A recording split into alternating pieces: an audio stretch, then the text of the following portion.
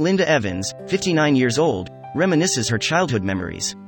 Playing in the park on a bright sunny day, going to picnics on holidays, having one favorite doll, and the preparations of one particular Christmas of 1961, before the arrival of which her mother disappeared, and never came back. How do you think someone would cope up with such a situation? With memories like these, life tends to become difficult. The person suffers deeper losses than are physically visible. You do not even know whether your mother is even alive or is she dead. And if yes, where? Linda found out her mother's truth after 52 years, and she has still not been able to come to terms with it. Lucy Ann Johnson, née Lucy Carvale, was born on October 14 in 1935 in Skagway, Alaska. Lucy loved to travel from one place to another and kept changing places in her younger years. Lucy had traveled almost all of North and had even been to Canada's Yukon Territory and stayed there from 1943 to 1952. Then she met Marvin Johnson, the two got married and settled finally in the Canadian suburbs in Surrey, British Columbia. Lucy had married Marvin Johnson in 1954 in Blaine, Washington, and the two had a very adorable family with 2 children whom they loved more than anything in the world. The daughter was named Linda and the son was named Daniel. Everything seemed to be perfect for the Johnson family. The kids and the mother had a very good bond and enjoyed each moment of their life together. Nobody could have imagined that there could have been problems in the Johnson family. One morning of September turned out to be the worst day for the Johnson family. When everything seemed to be perfect, Lucy suddenly went missing. She left the home without informing anyone, or so it seemed, and never came back. Marvin and the children waited for Lucy to return back home, but in vain. Nobody knew what had exactly happened. The neighbors thought that it was time to file a missing person report, but Marvin didn't. It was on the 14th of May, 1965 that Marvin finally filed a report. But when the police officials did some interrogation in the neighborhood, they came to know that Lucy was missing for 4 years, that is, since 1961. The Royal Canadian Mounted Police, RCMP, filed the complaint of the missing case. And when the investigations began, the neighbors told that they had last seen Lucy at 10,300 block of 145 A Street on the morning of September 1961. Since Marvin had filed a report after 3 years since Lucy went missing, the police had started to suspect Marvin. The case was being treated as a homicide. He was the one who never wanted to discuss Lucy's disappearance. So many questions were raised during the investigation and the answers were yet to be found. Neighbors had told the police that they had seen Marvin dig a septic tank in the yard, that too around the time of Lucy's disappearance. With this clue, the police decided that they would dig up the yard as their next step in the case. In 1965, the whole yard was excavated, but the police had to face disappointment when they found nothing at all. During the investigation, the officials did not know that the particular case of Lucy, which they were handling, was going to be one of the oldest missing person cases, not just for their records but in the world. All these years the people who were most affected were the 2 children. They had no answer as to where their mother was, if she was even alive or was she dead. They had waited for her every day to come back, but in vain.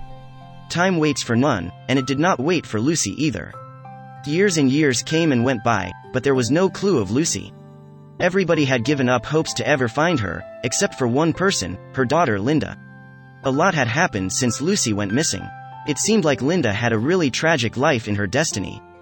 She lost her brother, Daniel, in a drowning accident when he was only 20 years old, and then her father, Marvin, in the 1990s. After more than 50 years, the Surrey RCMP highlighted Lucy's case in its Missing of the Month series, which they started because of public appeal. The post of Lucy's case was just perchance, since hers had been the oldest missing case now. Lucy's missing case post started running on all media channels and newspapers like The Leader, and all other leading names, since it was quite an intriguing case and the mystery had not been solved even till July of 2013. When her missing mother's story started to make rounds in July of 2013, Linda decided to give the case one more try by herself, and she started her own research, in the hope to get the answers to all the questions that had been haunting her since her childhood.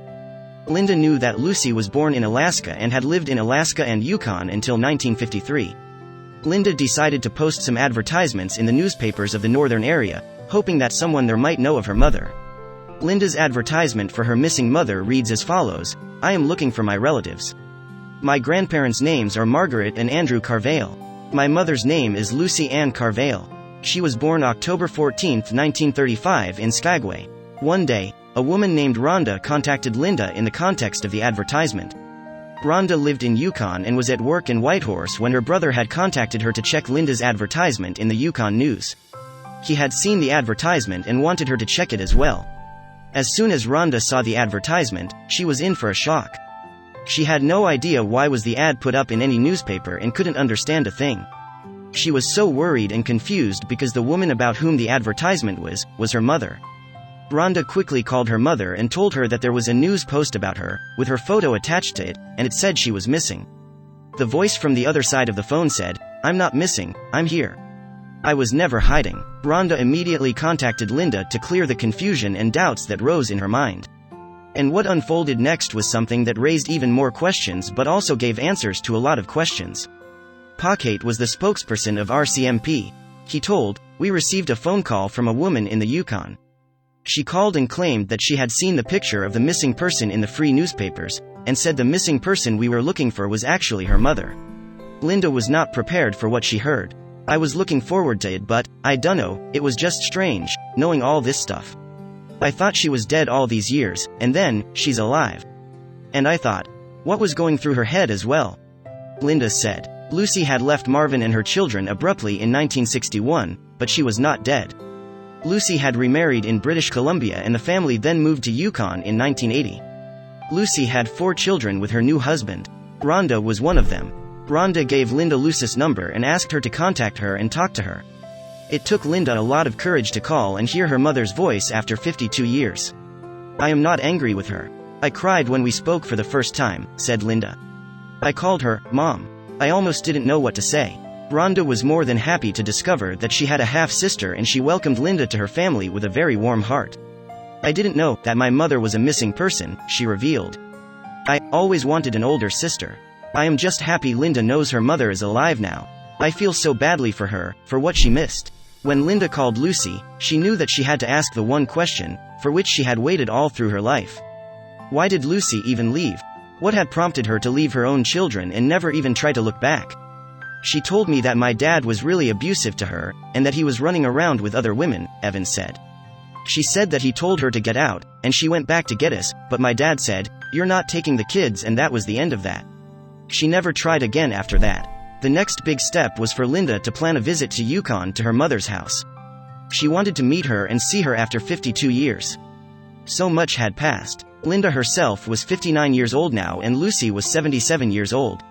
Linda was more than excited to meet her mother. She told to the Canadian Post, "I don't remember much about my mother. When my father remarried, me and Daniel were not allowed to bring up her name. So all I was left with were 2 little pictures, and 1 bigger one. That is all I knew of my mother." It was finally the day to fly to Yukon for Linda. "As I got older, I thought she must be dead, maybe even murdered," Linda admitted. And her only doubt today was if her mother would be able to recognize her after so many years? Linda flew from Vancouver to Whitehorse to reunite with her mother. Lucy immediately recognized Linda because they had very similar faces. "I went downstairs, my mom grabbed me, gave me a big hug and said, 'I love you,'" Evan said.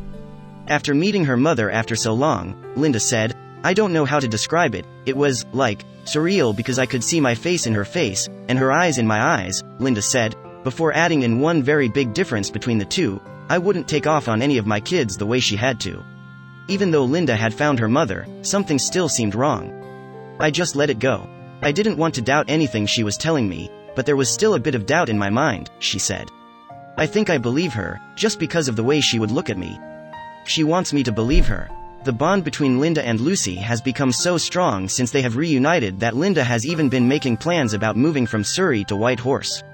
She doesn't really know how long her mother is going to be around since she is already 77 years old. Linda told about her brother's accident to Rhonda, who somehow gathered the courage to convey it to Lucy.